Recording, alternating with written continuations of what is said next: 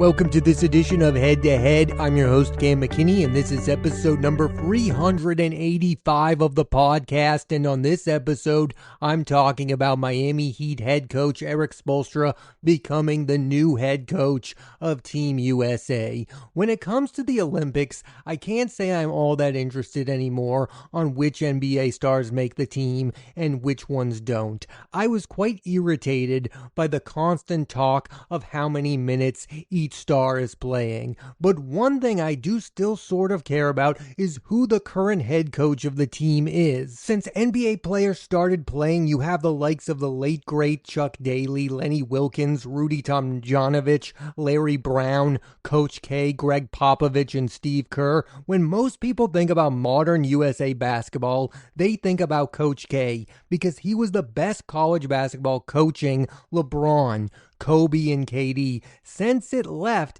it feels like the position is just going to who at the moment is viewed as the best coach in the league, the last being Steve Kerr. Now they have named a new head coach, and it's the head coach of the Miami Heat, Erik Spoelstra. Spo is a guy who at one point was coaching the big three of LeBron, Dwayne Wade, and Chris Bosh. He won 2 NBA titles, but what's more impressive is how he's gotten better as a coach in the years since. He made it to the NBA Finals with Jimmy Butler as his best player. In 2020, he's no longer being given an insane amount of talent on the Miami Heat's roster. And one thing I don't think anyone saw coming is Spo is now the face of the Miami Heat. There's a strong case to be made that he has surpassed Pat Riley as the best coach in franchise history. The NBA is a star-driven league, so many fans do not care about who the head coach of their basketball team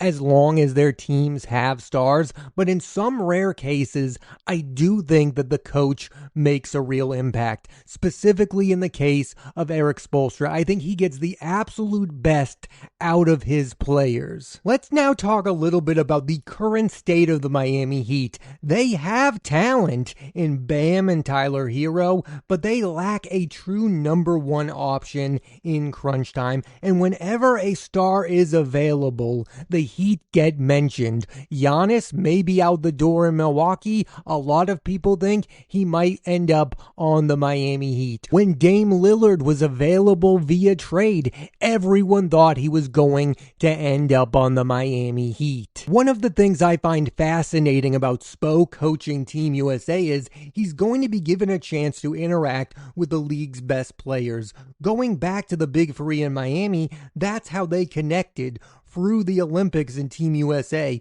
We always think about players recruiting other players, but this is a case where Spo could build a relationship with the game's elite talent. A star player should want to go to Miami not only because it's a great destination city that people want to live, but because their head coach is Erik Spoelstra, one of the best in all of basketball. He's also a head coach who has proven he can handle egos. He dealt with LeBron, Dwayne Wade, and Chris Bosh, and then he dealt with Jimmy Butler, and those guys played some of their absolute best basketball being coached by Erik Spoelstra. I don't think this is a hot take. I think he is the best head coach that LeBron James has ever played for. Looking at where the Miami Heat are right now, I do find it kind of sad that they have become one of those teams that just talks about getting star players, and I've been annoyed by those kinds of teams in the past. I'm talking about the Knicks, the Lakers. Every time a star is available, those fan bases go, well, he should end up on the Knicks or he should end up on the Lakers. And it's like, guys, you're not going to get every star player that becomes available. And I sort of feel that exact same way about the Miami Heat. I think it's a great franchise. I think they've done a lot of winning, but not every superstar wants to be a member of the Miami Heat. And it's also also worth mentioning that things did not end that well between the Miami Heat and Jimmy Butler, who at one point looked like the perfect player for the Miami Heat. I thought he was going to end his career with the Heat. I thought Jimmy Butler would become a Hall of Fame player. He still might be, but we would look back at his career and go, he is one of the best players the Miami Heat have ever had. Now, I really liked the Jimmy Butler era of Miami, but it ended very poorly. One of the reasons the Miami Heat currently have to build a basketball team by hoping a star player wants to play there is because they are coached by Erik Spoelstra. They're not going to be bad enough during one regular season where they get the number one overall pick. They haven't fallen to the very bottom of the league. They are middling right now, which is not a great place to be as an NBA franchise because the middle gets you absolutely nowhere. So the really only hope is that you make a trade for an NBA superstar or you get one to sign there on a max contract at some point, because Tyler Hero is a very good player. Bam is a very good player. You are not going to win a title if those are your two best players, though. And yeah, I know it's silly, but I somewhat believe in Heat culture. I love what Erik Spoelstra is doing. He knows how to get the very best out of players who are not the best in the league, but at some point you need the talent. I was saying about how right now Erik Spoelstra is the face of the Miami Heat, and I don't necessarily think that's a good thing. The face of a team should never be its head coach. When the Heat were really good recently, the face of their team was Jimmy Butler. When you thought about the Heat, you thought about playoff Jimmy. We were all talking about playoff Jimmy. Now we're just talking about Spo, who is an excellent coach, but he needs a player to be the face of the franchise. I believe the Miami Heat will turn things around because their head coach is Erik Spoelstra. Now I want to get back to Team USA basketball because I'm just left wondering, do people care about the product anymore? Do we care how dominant Team USA is? Because I really don't know what the consensus is on Olympic basketball today. My thoughts are this: Team USA is built on continuity, which is good for them as a team because the same players come back and play for them. However, I think it hurts the overall product. I don't really want to see the same player every 4 years. It's cool that Carmelo Anthony, for instance, won the gold a lot, but shouldn't we really be giving other stars a chance to shine? I mean, my one quibble with the whole Jason Tatum situation was he wasn't playing in favor of Kevin Durant, a guy who's been there and done that. What was so special about the first Dream Team is it felt like at the time this was the one chance you were going to get to see those Hall of Famers play together, and now we've just normalized it in a way where it's not as exciting. I personally want to see the league's younger stars represent Team USA over the veterans who have been there before. Again, I have absolutely no idea how other people feel about this, but I like seeing the newer players on Team USA over the aging veterans who are nearing the end of their careers. I liked that LeBron wanted to play for Team USA again, but I didn't really need to see it. And I do think basketball fans care more about the roster construction of Team USA over the actual basketball. Like, all of the talk was about how Jason Tatum wasn't playing a lot and how Jaylen Brown didn't even make the team. Now, as a Celtics fan, I didn't even really care all that much about those minor controversies, but it's all people were talking about when it came to Team USA when they were coached by Steve Kerr. Maybe I can understand from a basketball standpoint why he was playing guys like Kevin Durant over younger guys, but I think there was a missed opportunity to pass the mantle off to the future stars of the league, make Anthony Davis more of a vocal point, use Jason Tatum. Look, I don't want to turn this podcast into a Jason Tatum podcast, but I am interested to see if Jason Tatum is going to play for Team USA ever again now that Steve Kerr is out and here comes Erik Spoelstra. I don't know the answer to that. I'm a fan of the Celtics. I don't know if I even want the guy to be playing in the Olympics. He'll be coming off of an injury. I don't know what's next for Tatum and his playing career. But the Heat and the Celtics have played in the postseason a whole lot, so I have to imagine that Erik Spoelstra has a lot of respect for one Jason Tatum and possibly even Jaylen Brown. When Erik Spoelstra was named the head coach of Team USA, it got me thinking, who are the big-time coaches in the NBA right now? Greg Popovich is gone. Doc Rivers isn't at the stature he used to be. The two big ones are Steve Kerr and Erik Spoelstra, and they have a lot in common in that they were given a whole lot of talent early on. They won with that talent, but have now gone on to go through the ups and downs and have maintained long-term success. When the big three of LeBron, Dwayne Wade, and Chris Bosh broke up, I thought Erik Spoelstra would not remain head coach of the Miami Heat for a long time, and he has proven me wrong and then some. As good as I think Erik Spoelstra is as a head coach, I don't know if we will ever see him win another NBA title as the head coach of the Miami Heat. I just don't know what's next for that roster. I'm not that excited about a roster built around Bam and Tyler Hero. But the good thing about the NBA is one player can change everything. That's all the Miami Heat need. Jimmy Butler fell to their laps and he ended up being, for a time period, the perfect member of the Miami Heat. Could that possibly end up being Giannis? I don't know. I don't think he's a great fit for the Miami Heat. I don't think he's a clutch player. I like Giannis a lot. He can put up monstrous numbers. He can win MVPs. But in crunch time, do you really want him taking the final shot or being the guy at the free throw line? I think the answer is no. It's also like if he's going to leave the Milwaukee Bucks, he's going to want to join a way better situation.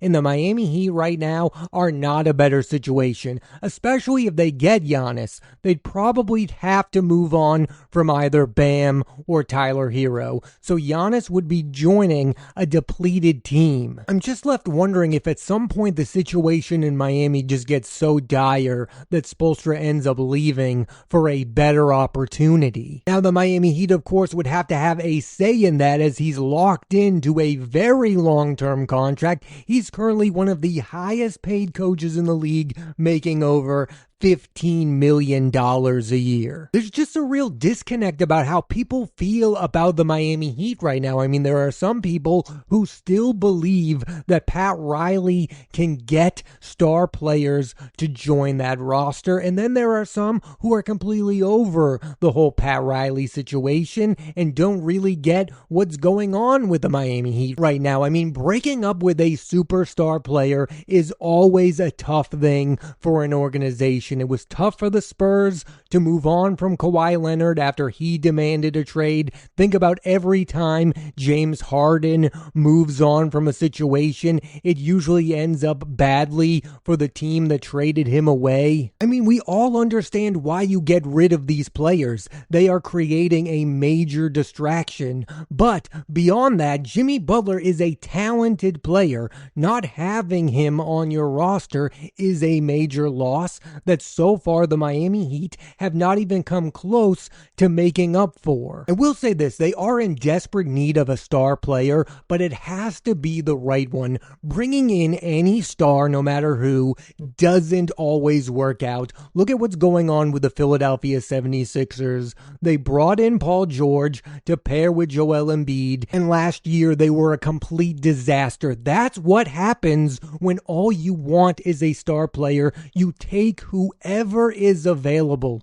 Why the Jimmy Butler situation worked out so well? Because he was a perfect fit for what the Miami Heat needed. Jimmy Butler wanted to be the star player, but he was also willing to play with the likes of Bam, Tyler Hero, and help them get better as basketball players. What the Miami Heat really need is to what happened with the Knicks with Jalen Brunson. I mean, when Brunson signed with the Knicks, it was no big big deal. Some people were even saying they overpaid for Brunson. Now he's one of the faces of basketball, and he is the ideal star of the New York Knicks. It is the perfect marriage between player and team. That's what the Heat should be looking for. Not just any old star who's willing to take a huge payday to play there. Because let's face it, you might not end up with the biggest star available. I mean, Trae Young's days with the Hawks may be numbered. Is that an avenue the Miami Heat would want to go down, having Trae Young be their point guard? Another guy who makes a boatload of sense is Ja Morant. I mean, the situation in Memphis is confusing. They moved on from some guys. They re-signed Jaren Jackson. I don't know what they're doing, but if he ever becomes available, the Miami Heat need to be one of the first teams calling in about him. When Erik Spoelstra joined the Miami Heat as their head coach, the team was above him at the time, and now he's thought of as more highly than the team. He's the one being named the head coach of USA Basketball. I, like most basketball fans, mainly root for NBA players, not head coaches, but I really do care about the career of Erik Spoelstra because I've seen it from its beginning. It's impressive to me that he was an afterthought when he was coaching LeBron, Dwayne Wade, and Chris Bosh. Then he went through some rough years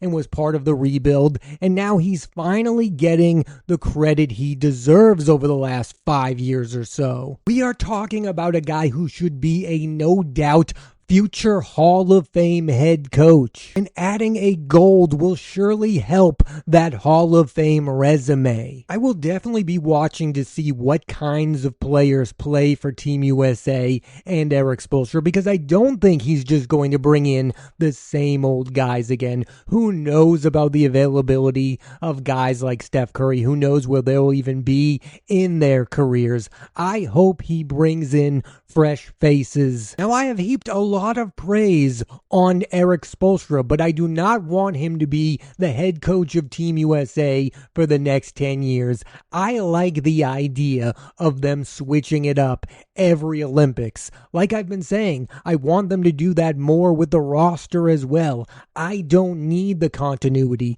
There's enough NBA stars to go around. Switch up the roster, switch up the coaching staff. I think it would make the Olympics far more compelling if more people were winning gold for the first time ever. I mean, how excited are you really to see Kevin Durant win gold again? I mean, how excited were people for that? Because I know I wasn't. But when you see a fresh face like Erik Spoelstra join the team as the head coach, it gets me interested. It goes, yeah, I kind of want to see that guy coach Team USA. And I wasn't thinking about Team USA whatsoever before this announcement. If any other coach were named head coach of Team USA, I would not be doing a podcast on it. But the name Erik Spoelstra gets me interested in the product of Team USA basketball. I also just think it's the absolute right time for this guy to be the head coach of Team USA. He is the best coach in the league. I don't care that the Miami Heat only won 37 games last year. I think it's impressive that they won 37 games last year. That was not a very good roster, and they went through the whole Jimmy Butler situation and survived it. I will admit it's funny that I care more about who the head coach of Team USA is over the roster, but the days of being surprised that a star player is willing to play for Team USA is over. I mean, when was the last time people were truly surprised a star played for Team USA? Maybe Kobe Bryant for the Redeem team. I mean, before that, people were surprised Michael Jordan was willing to play on the Dream Team. But now almost every star American-born player is going to be given a chance to be on Team USA. Not every head coach in the league is going to be given the chance to be the coach of Team USA. At the end of the day, I know that Erik Spoelstra is going to have great success with Team USA because they're always dominant. What I don't know is how much success he's going to have with the Miami Heat right now. I'm hoping hoping for it. I'm rooting for it. I like this guy. I really like it when the Miami Heat are good. I think them and my Boston Celtics are actual rivals. I liked it every time they met in the postseason. It was fun and entertaining. Right now, I'm not predicting the Miami Heat to be a very good basketball team at the beginning of this season, but I don't rule them out because they are coached by Erik Spoelstra. I think maybe Pat Riley has one more big move in him, at least I'm hoping, for the sake of one Erik Spoelstra. I also just look at the state of the Eastern Conference right now and go, we need another good team. The Bucks are there, maybe. You have the Knicks. The Sixers are a mess. The Celtics will be without Jason Tatum. For this upcoming year, it would be nice if the Miami Heat are a good basketball team. And if any coach can turn them into one, it's Erik Spoelstra. Thanks for listening to this edition of Head to Head. I'm Cam McKinney, and there'll be a new episode of the podcast every Monday on Apple Podcast and Spotify, so please rate, review, and subscribe.